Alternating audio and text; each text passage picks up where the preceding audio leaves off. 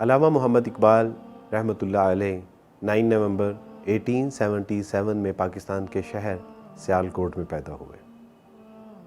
اقبال نہ صرف اپنے دور کے لیے بلکہ وہ ہر آنے والے زمانے کے لیے ایک عہد ساز شخصیت ثابت ہوئے۔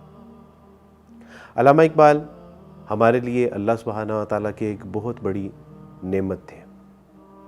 پوری دنیا میں اقبال کو مفکر پاکستان، شاعر مشرق، صوفی بزرگ، ایک فلسفی، قانون دان کے نام سے تو جانا جاتا ہے، لیکن اقبال کی شاعری سے جو آپ کا ایک نمایاں تعارف ہے وہ یہ ہے کہ آپ ایک مفسر قرآن بھی تھے، آپ عاشق قرآن بھی تھے، اور ان دونوں چیزوں کا جو سبب تھا وہ عشق رسول صلی اللہ علیہ وسلم تھا۔ اقبال کی شاعری جب ہم پڑھتے ہیں تو پتہ چلتا ہے کہ اقبال رحمۃ اللہ علیہ کے اوپر رسول اللہ صلی اللہ علیہ وسلم کی شخصیت کا اور قرآن کا کتنا گہرا اثر تھا، اور اس کے نقوش ان کی شاعری سے نمایاں نظر آتے ہیں۔ اقبال کی شخصیت پہ اس کے اثرات ہوتے بھی کیوں نہ، جبکہ اقبال کی ابتدائی تربیت سے ہی قرآن اور رسول اللہ صلی اللہ علیہ وسلم کی سنت شامل حال رہی۔ ہم نے متعدد بار ڈاکٹر اسرار رحمۃ اللہ علیہ سے یہ واقعہ سنا۔ ڈاکٹر صاحب فرماتے تھے کہ اقبال اکثر تلاوت کر رہے ہوتے اور ان کے والد صاحب دیکھتے، مسکراتے اور چلے جاتے۔ ایک بار اقبال نے والد صاحب کو روکا اور پوچھا کہ آپ مجھے دیکھ کے مسکرا کے چلے کیوں جاتے ہیں، آخر وجہ کیا ہے؟ کہا کہ بیٹا میں تم سے ایک بات کہنا چاہتا ہوں، سوچا تھا کہ پھر کبھی لیکن آج تم سے کہہ دیتا ہوں، اور وہ یہ کہ جب تم قرآن پڑھ رہے ہو تو یہ تصور کر لیا کرو کہ جیسے یہ قرآن تمہارے اوپر نازل ہو رہا ہے۔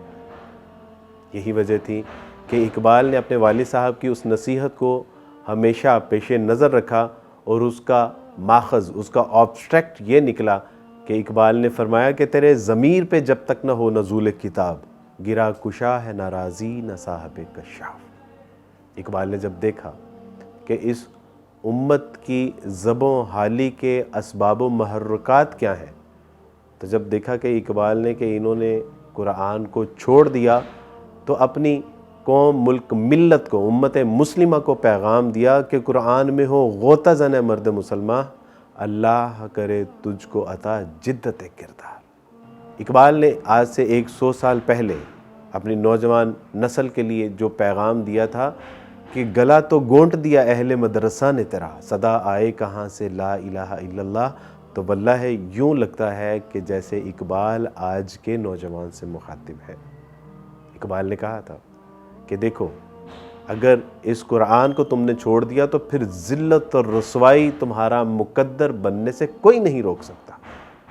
اقبال کا یہ پیغام آج سے 100 سال پہلے کا تھا، لیکن یوں لگتا ہے کہ اقبال شاید آج کی بات کر رہے ہیں۔ اقبال کہتے ہیں کہ خوار از مہجور یہ قرآن شدی، شکوہ سنجے گردش دوران شدی، کہ دیکھو یہ جو اتار چڑھاؤ ہے، یہ جو نشیب و فراز ہے، یہ جو ہار جیت ہے، یہ کسی اور سبب سے نہیں ہے، بلکہ اس کے بنیادی اسباب میں سے ایک سبب یہ ہے کہ تم نے قرآن کو ترک کر دیا، اللہ سبحانہ و تعالیٰ نے ذلت و رسوائی کا مقدر تمہیں بنا۔ اقبال جتنے بڑے عاشق قرآن تھے، اتنے بڑے ہی وہ عاشق رسول بھی تھے۔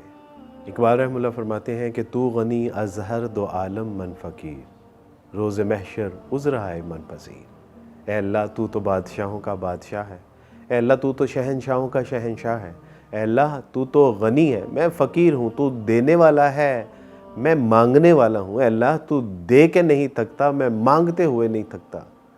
اور اللہ سبحانہ و تعالیٰ کی حمد و ثنا، اللہ کی کبریائی بیان کر کے، اپنی عاجز انکساری بیان کر کے عرض کیا کی کہ اللہ سبحانہ و تعالیٰ جی اگر روز محشر میرے پاس کوئی عذر نہ ہوا اور آپ نے میرا حساب ضرور با ضرور دیکھنا ہی ہوا، در حسابم رأت بینی نا گزیر، اے اللہ اگر میرا آپ نے حساب دیکھنا ہی ہوا تو بس اتنا میرے اوپر کرم کیجیے گا کہ از نگاہ مصطفیٰ پنہا بگیر، کہ نبی کریم صلی اللہ علیہ وسلم کی نگاہوں سے ذرا اوجل ہو کے میرا حساب دیکھ لیجیے گا۔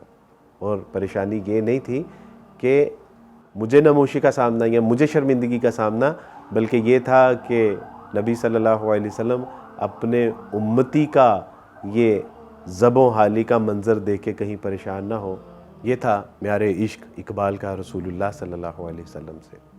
اللہ سبحانہ تعالیٰ سے دعا ہے کہ اللہ سبحانہ تعالیٰ پیغام اقبال اور فکر اقبال کو پڑھ کے سمجھ کے اس پہ عمل کرنے کی توفیق عطا فرمائے۔ اللہ سبحانہ تعالیٰ اقبال رحمۃ اللہ علیہ کی قبر پہ لاکھوں کروڑوں رحمتیں نازل فرمائے۔ بارک اللہ فیکم۔ السلام علیکم ورحمۃ اللہ وبرکاتہ۔